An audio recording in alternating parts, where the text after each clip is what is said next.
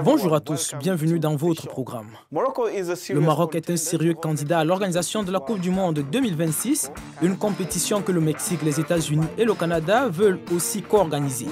La semaine dernière, les émissaires de la Coupe du Monde 2026 de la FIFA étaient sur le terrain pour une visite d'inspection aux États-Unis. Les détails à suivre.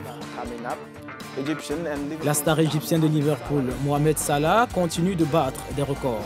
La semaine dernière, il a égalé le record de Samuel Eto'o comme meilleur buteur africain de la Ligue des Champions. Il a dépassé les 30 buts de Lionel Messi et battu le record établi par Ronaldo en Première Ligue. Toujours en Europe, l'UEFA a jugé infondé les craintes d'une manipulation des affiches des demi-finales après que les billets du match Roma-Liverpool ont été mis en vente avant le tirage au sort. Commençons à présent cette édition de Football Planet. Je suis Victor Mussio. Le ballon d'or africain Mohamed Salah continue à éclabousser le monde du football de sa classe. La star égyptienne a égalé le record détenu par le Camerounais Samuel Eto'o en nombre de buts en UEFA Champions League.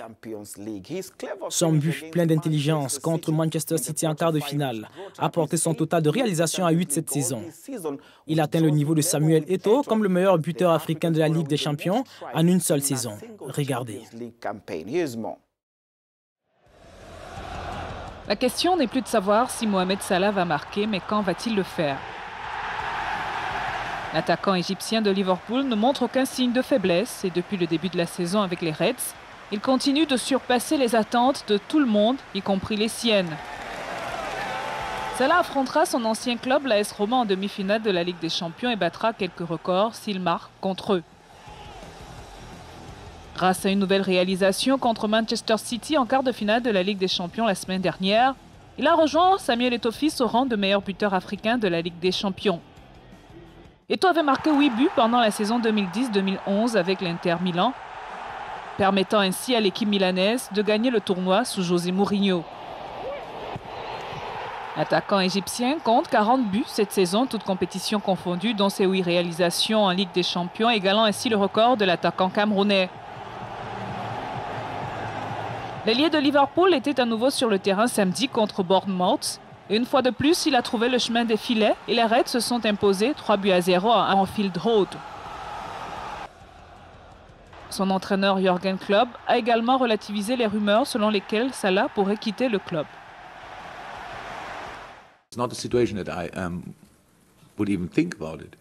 Ce n'est même pas une situation à laquelle je penserais. Mohamed Salah est arrivé il y a 1 an, ou même pas, il y a 9 mois exactement. Il est arrivé pour franchir une nouvelle étape dans sa carrière avec Liverpool. Et il a fait. C'est cela.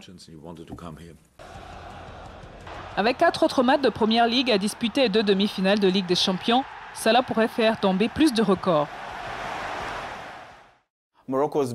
La candidature du Maroc pour la Coupe du Monde 2026 a déjà engrangé le soutien de 103 fédérations de football sur 207, selon des informations données par la presse. Dans le même temps, les émissaires de la FIFA pour le Mondial 2026 étaient sur le terrain la semaine dernière pour une visite d'inspection des sites pouvant éventuellement accueillir la Coupe du Monde que les États-Unis comptent conjointement organiser avec le Canada et le Mexique. Narcisse Ndoumbé et Elvis Bo pour les détails.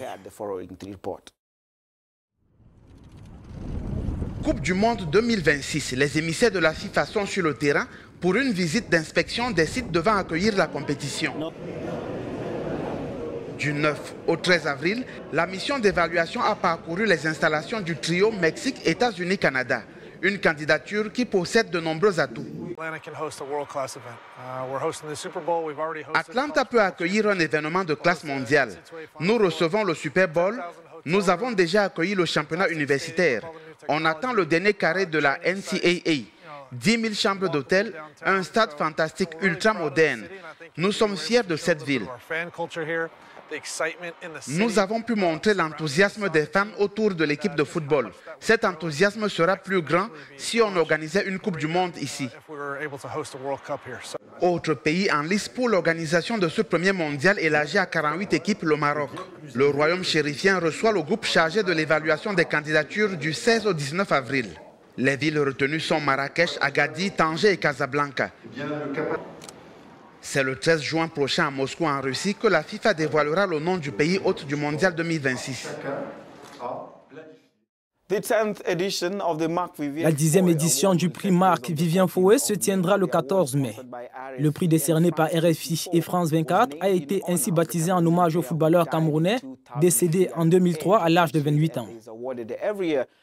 Il est décerné chaque année au meilleur footballeur africain en Ligue 1. Le prix a été rebaptisé en 2011, mais il compte déjà un beau palmarès avec un total de 9 vainqueurs.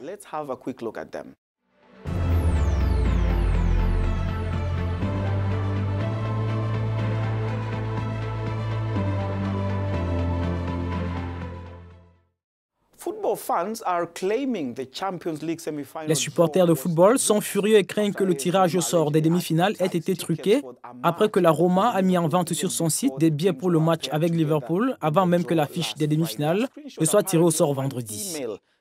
Une capture d'écran, probablement un email envoyé aux abonnés vendredi, a circulé sur les réseaux sociaux. Le message leur demandait de réserver leur place pour le match entre les deux équipes dans la capitale le 2 mai.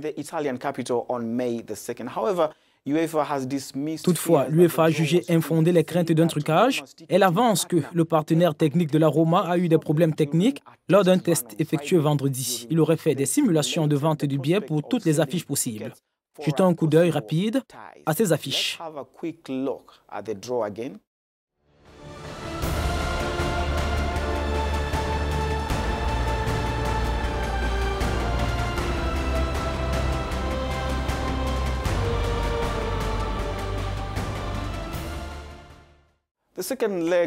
Les matchs retour des 16e de finale de la Coupe de la Confédération de la CAF se tiendront ces mardi et mercredi. Ce sera l'étape finale avant le début de la phase de poule de la compétition.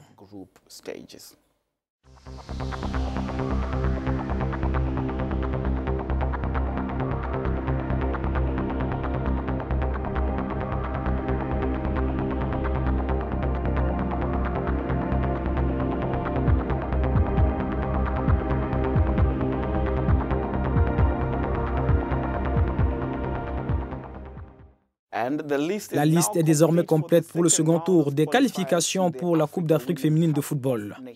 La principale affiche du premier tour a été le carton de l'Éthiopie 7-0 contre la Libye et la Sierra Leone s'est retirée de la course. Voici la composition pour le deuxième tour des éliminatoires en attendant le tournoi en novembre au Ghana.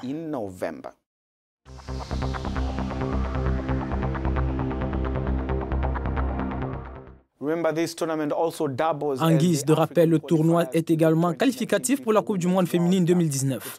Les 3 premières équipes vont se qualifier pour la France l'année prochaine.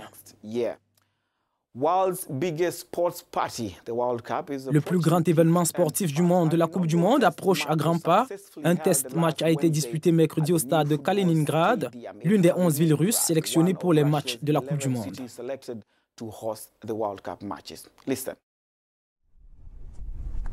Le stade de Kaliningrad en Russie a accueilli son premier match mercredi avant la Coupe du Monde.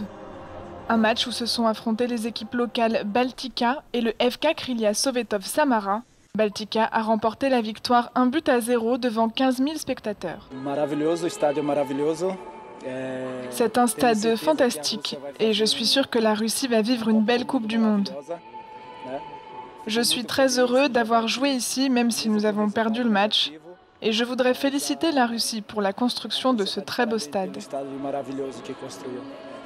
Le gouverneur de la région de Kaliningrad, Anton Alikhanov, s'est adressé aux médias dans ce tout nouveau stade.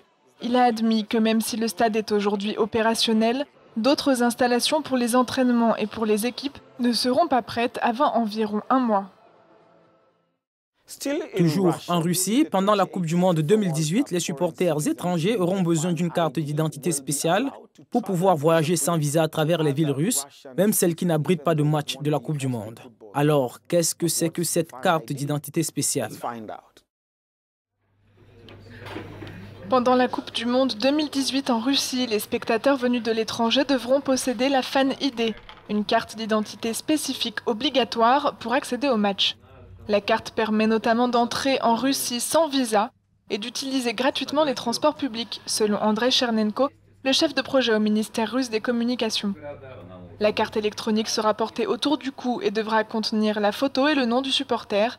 Elle sera directement connectée au ticket d'entrée, ce qui devrait réduire le risque de fraude.